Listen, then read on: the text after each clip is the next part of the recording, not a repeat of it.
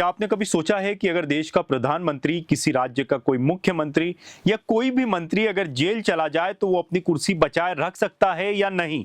अब तक ये कानून हमारे देश में साफ नहीं था, लेकिन अब सरकार यही सारे नियम बदलने जा रही है और इसके लिए सदन में गृह मंत्री अमित शाह ने 3 बड़े बिल पेश किए हैं। लेकिन आखिर सरकार इस तरह का कानून क्यों ला रही है और इस तरह के कानून लाने के पीछे सरकार की राय क्या है, इन सब के बारे में जानेंगे और साथ में जानेंगे कि ये 3 बड़े बिल जो है वो है क्या। नमस्कार दोस्तों, मैं पीयूष आप सभी का न्यूज टेक में एक बार फिर से स्वागत करता हूं।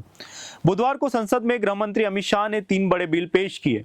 इनका सीधा मतलब है, अगर प्रधानमंत्री, मुख्यमंत्री या कोई मंत्री किसी गंभीर अपराध में गिरफ्तार हो जाते हैं और लगातार 30 दिन तक जेल में रहते हैं तो 31वें दिन उनकी कुर्सी चले जाएगी, यानी कानूनन उन्हें पद से हटाना पड़ेगा। अब सवाल यह है कि यह बदलाव क्यों लाया जा रहा है। दरअसल अभी तक संविधान और कानून में सिर्फ यही प्रावधान था कि अगर कोई नेता कोर्ट से दोषी साबित हो जाए तभी वो पद से हटेगा, लेकिन गिरफ्तारी और लंबी हिरासत के बावजूद नेता पद पर बने रह सकते थे, क्योंकि हमारे सिस्टम में ऐसे साख वाले नेताओं के केस सालों तक कोर्ट में लंबित रहते हैं और वो पद पर वैसे ही बने रहते हैं। सबसे ताजा और बड़ा उदाहरण है दिल्ली के पूर्व सीएम अरविंद केजरीवाल का। शराब नीति केस में ईडी ने उन्हें गिरफ्तार किया था और वो 6 महीने तक जेल में रहे, फिर भी वो मुख्यमंत्री बने रहे।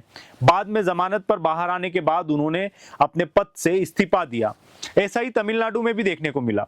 मंत्री वी सेंथिल बालाजी को मनी लॉन्ड्रिंग केस में ईडी ने गिरफ्तार किया और वो पूरे 241 दिन जेल में रहे, लेकिन वो तब तक मंत्री बने रहे, भले ही उनके विभाग के किसी जो भी काम है वो किसी और को सौंप दिए गए हैं, पर उन्हें कुर्सी से नहीं हटाया गया। इन्हीं हालातों से निपटने के लिए अब सरकार 3 अहम बिल ला रही है। पहला है गवर्नमेंट ऑफ यूनियन टेरिटरीज संशोधन बिल 2025।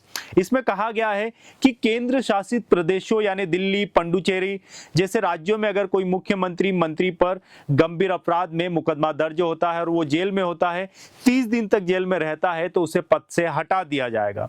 और दूसरा जो बिल है ये सबसे बड़ा बिल है, जिसमें 130वां संविधान संशोधन बिल 2025 इसे कह सकते हैं। सबसे बड़ा इसलिए है क्योंकि इसमें संविधान के जो आर्टिकल है 75, आर्टिकल 164 और आर्टिकल 239AA में बदलाव करने की बात की है। इसका मतलब यह है कि देश भर में प्रधानमंत्री, केंद्रीय मंत्री, मुख्यमंत्री और दिल्ली के मंत्री कोई भी अगर ऐसे मामलों में फंसकर 30 दिन से ज्यादा जेल में है तो अपने आप कुर्सी छीन जाएगी। और तीसरा जो बिल है वो जम्मू कश्मीर पुनर्गठन संशोधन बिल 2025 है। इसकी जो नियम है वो भी सेम ही है जैसे पहले और दूसरे बिल के हैं, बस इससे जम्मू कश्मीर को 370 के बाद जो 2 राज्य बनाए गए थे, जम्मू कश्मीर और लद्दाख, इसलिए ये बिल अलग से लाया गया है। हालांकि तीनों बिल की कहानी एक ही है। तीनों बिल में यही कहा गया है कि 30 दिन तक अगर जेल में रहते हैं तो पद से हट जाएंगे। यह मुख्यमंत्री, प्रधानमंत्री और किसी भी मंत्री के लिए लागू होता है। इसमें सरकार का कहना है कि कानून लोकतंत्र और सुशासन की साख को और मजबूत करेगा। साफ शब्दों में कहे तो नेता और आम आदमी के लिए अलग अलग नियम नहीं हो सकते।